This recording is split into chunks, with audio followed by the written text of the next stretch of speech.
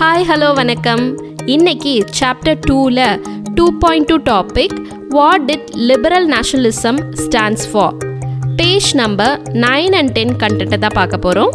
இந்த டாப்பிக்கில் liberal nationalism அப்படிங்கிறது சோஷியல் ஆஸ்பெக்டில், பொலிட்டிக்கல் ஆஸ்பெக்ட் அண்ட் எக்கனாமிக் ஆஸ்பெக்டில் எதை மீன் பண்ணுது அப்படின்றது தான் கொடுத்துருக்குறாங்க. நம்ம ஒன் பை ஒன்னாக பார்த்துடலாம். Before getting into the topic, liberal nationalism அப்படிங்கிறது என்ன அப்படின்னு பார்த்தீங்கன்னா, it is a form of nationalism with certain values like freedom, tolerance, equality and individual rights. Liberal nationalism in social ஆஸ்பெக்டில் எதை மீன் பண்ணுது அப்படின்றத பார்த்துடலாம்.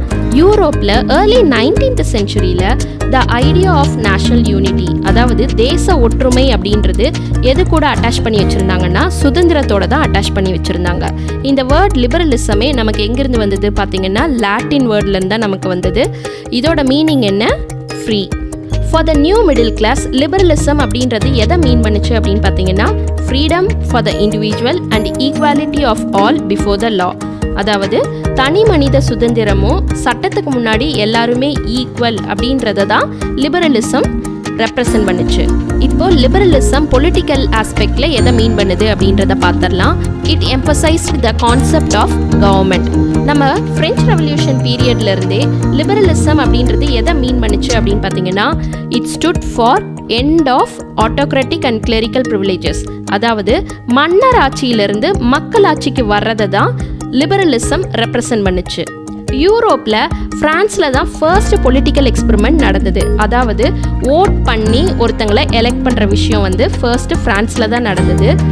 அப்போவும் ஓட்டுரிமை யாருக்கு கொடுத்தாங்க அப்படின்னு பார்த்தீங்கன்னா, ப்ராப்பர்ட்டி இருக்கிற மென்னுக்கு மட்டும்தான் ஓட்டுரிமை இருந்தது. Men without property and all women were excluded from the political rights. எல்லா மேல்ஸும் கொஞ்சம் ஷார்ட் பீரியட் ஆஃப் டைமில் மட்டும் they enjoyed suffrage. அதுவும் பார்த்தீங்கன்னா அண்டர் ஜாக்கோபின்ஸ். However, Napoleonic Codeனால it limited suffrage and women were subjected to the authority of fathers and husbands. விமனோட decisions mostly ஒன்றா அவங்க அப்பா எடுப்பாங்க, இல்லைன்னா அவங்க ஹஸ்பண்ட் தான் எடுப்பாங்க. So non propertied men and women organised opposition movements நடத்திட்டே இருந்தாங்க. They demanded for equal political rights throughout 19th century and also till early 20th century வரைக்குமே அவங்க அவங்களோட பொலிட்டிக்கல் ரைட்ஸ்க்காக போராடிட்டு தான் இருந்தாங்க. எக்கனாமிக் ஆஸ்பெக்டில் லிபரலிசம் அப்படின்றது எதை மீன் பண்ணுச்சு அப்படின்னு பார்த்தீங்கன்னா, first one freedom of market, second one abolition of state imposed rules on the movements of goods and capitals. 19th centuryல இந்த மிடில் கிளாஸ் மக்களுக்கு ஒரு ஸ்ட்ராங் டிமாண்ட் இருந்தது. ஃபார் எக்ஸாம்பிள், நம்ம ஒரு ஜெர்மன் ஸ்பீக்கிங் ரீஜியனே பார்த்துக்கலாம். ஃபர்ஸ்ட் ஹாஃப் ஆஃப் 19th centuryல நெப்போலியன் கொண்டு வந்த அட்மினிஸ்ட்ரேட்டிவ் மெஷர்ஸ்னால Germany was composed of 39 states. ஒவ்வொரு ஸ்டேட்டுக்குமே அதுக்குன்னு தனியாக கரன்சி இருந்தது, வெயிட்ஸ் அண்ட் மெஷர்ஸ் இருந்தது. ஃபார் எக்ஸாம்பிள், 1883ல ஒரு மர்ச்சன்ட் ஹாம்பர்க்லேருந்து நரம்பர்க் போகணும் அப்படின்னா he had to pass through 11 custom barriers and he has to pay custom duty of about 5%. அவர் பே பண்ணி தான் ஆகணும்.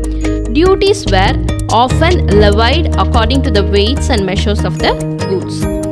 ஒவ்வொரு ரீஜனுக்கும் ஒவ்வொரு வெயிட்ஸ் அண்ட் மெஷர்ஸ் இருந்தது. இது கம்ப்ளீட்டாக டைம் கன்சியூமிங் ப்ராசஸாக இருந்தது. இப்போது நம்ம கிளாத்ஸ் எல்லாம் மீட்டரில் மெஷர் பண்ணுற மாதிரி அப்போ measure of the cloth was in ell. So ஃப்ராங்க்ஃபர்ட்டில் பார்த்தீங்கன்னா 1 L ஆஃப் கிளாத் அப்படின்றது 54.7 சென்டிமீட்டராக இருந்தது. மெயின்ஸில் 55.1 சென்டிமீட்டராக இருந்தது. நரம்பர்கில் 65.6 சென்டிமீட்டராக இருந்தது. ஃப்ரைபர்கில் 53.5 சென்டிமீட்டராக இருந்தது. இந்த கண்டிஷன்ஸை அப்டக்கல்ஸாக தான் பார்த்தாங்க.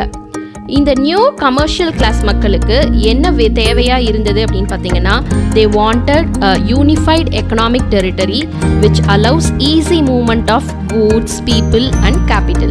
இதை ஓவர்கம் பண்ணுறதுக்கு 1834ல a custom union or Zollverein was formed at the initiative of Prussia and most of the German states join பண்ணிக்கிட்டாங்க. இந்த யூனியன் பண்ண ரெண்டு விஷயம் என்னன்னு பார்த்தீங்கன்னா, it abolished tariff barriers and reduce the number of currencies from over 30 to 2. இந்த economic nationalism என்ன பண்ணுச்சு அப்படின்னு பார்த்தீங்கன்னா, it strengthen the nationalist sentiments growing at that time. இந்த டாப்பிக்கில் கொஷின்ஸ் என்ன மாதிரி கேட்கலாம், அதுக்கு எப்படி ஆன்சர் பண்ணலாம் அப்படின்றத கொடுத்துருக்குறேன். ஸ்க்ரீன்ஷாட் எடுத்து யூஸ் பண்ணிக்கோங்க. வித் திஸ் நம்ம டாப்பிக்கை கம்ப்ளீட் பண்ணிட்டோம். தேங்க்யூ.